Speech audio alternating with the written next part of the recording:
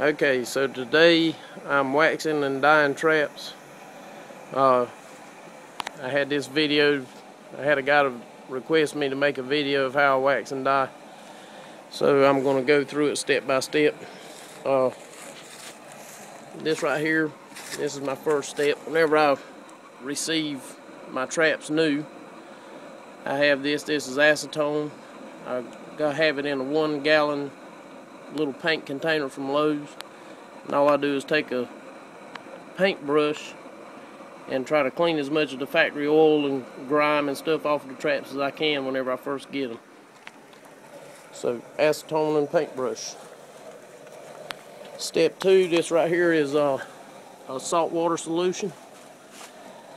I do not use I don't use city water. I use well water, or either water from a river or a natural water source, because all your city water is treated with chemicals and chlorine, and I don't think that's very natural to introduce into trapping, and I actually think it may hinder some if that coyote or fox can smell the chlorine on the traps.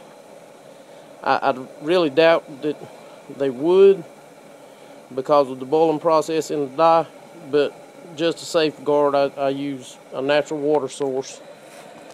And what I do, I use sea salt in this water instead of regular table salt or iodized salt. The salt, what it does, it promotes a film of rust on the traps. I'll soak my traps in this salt water overnight. I take them out and let them dry the next day, and after they dry, I just dip them into the salt water again to let the rust hold some of the salt water there on the trap, and I let them dry overnight. By the next day, I'm ready to dye my traps. So in 2 days, I can go from a new trap to a rusted trap ready to dye. Whereas if you were to just hang these traps outside after cleaning them, it would take a while for them to rust. Okay, and after I do the acetone and the salt water soak, we move over here to our dye. And what I have here is natural water. It's not, once again, it's not city water, it's not treated water, it's either well water or water from a river or a ditch, anything that's natural. And right here I have logwood trap dye, and it says, let me see if I can, it says that one package will dye 1 to 2 dozen large traps or 2 or 3 dozen smaller traps. It also says something about boiling your traps in lye to remove oil. I don't do that. I just do the acetone and the salt water soak, like I was saying in the beginning. I don't buy lye and boil in lye and all that. What I do with my new cleaned and rusted traps, I boil these traps in a solution for about 3 hours, maybe 4, and you have to continuously add water because it boils out pretty quick after it starts working. And you'll see what I'm saying right here, because some of the trap is becoming exposed. Although these traps have already been waxed and dyed a couple of times, it doesn't really hurt for these to be exposed so much. But on new traps, I want to make sure that they're completely submerged in the dye solution. Okay, and from there, we move over to our wax. And what I have here is a double boiler. I have a 32 quart pot, and inside that 32 quart pot, this water here, it doesn't matter whether it's natural or city water, it doesn't matter, because none of your traps will be in contact with this water. What this water serves the purpose of is to heat this wax up.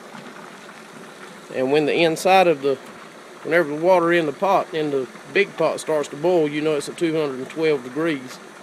And what I do, I just stick a little temperature gauge here, and you can see here it's not quite 212, it's about 205.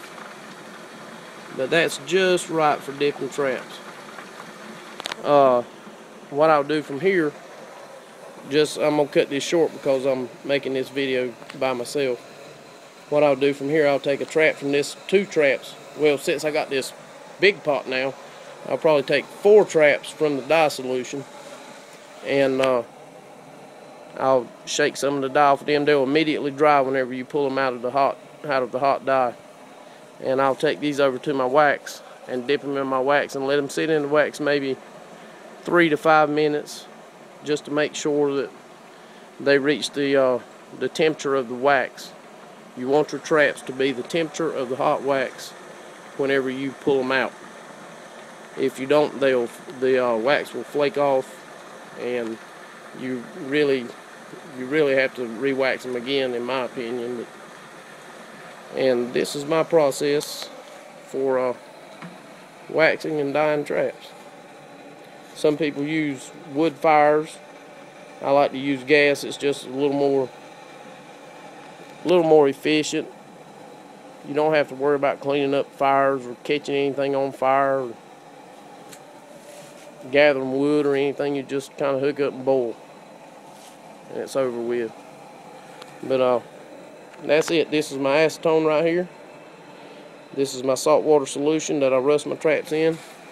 This is my logwood dye, and it takes about 1 pound of dye for this pot, and almost completely full of water. This pot here, just to give you a reference, it'll hold about 15 traps. It's about a 64 quart, I think. And this little get up right here is a 16 quart pot here, and then this right here is a 32 quart pot. It fits in real nice. I have it zip stripped in so it won't float around. And as soon as I finish this video here, I'm going to start waxing my traps, and I'll be able to put them in the ground tomorrow. Unlike with dipping, if you have to dip in the middle of the season, you might as well just hang those traps up for the rest of the season, because my experience with dipping traps is if you dip in the middle of the season, that's it, your season's over. And one more thing I wanted to show some people. This is my little lure box right here, my toolbox. I normally keep it right here on my boat, just like that. Keep it up high so my dogs won't get to it, or any stray animals. I was walking around here this morning and came to this board right here. I just want to show someone, or anyone, that a fox has came by here and left me a little package. I would set a trap and try to catch this fox, but I don't want to do that with my dogs and stuff. And the reason I know it's fox dropping, because it has grain sorghum in it, where he's been in the sorghum field out behind my house eating that, chasing rats. I thought that was pretty neat. So just wanted to show everybody exactly how I do things with my traps, and that's pretty much it. Thanks for watching.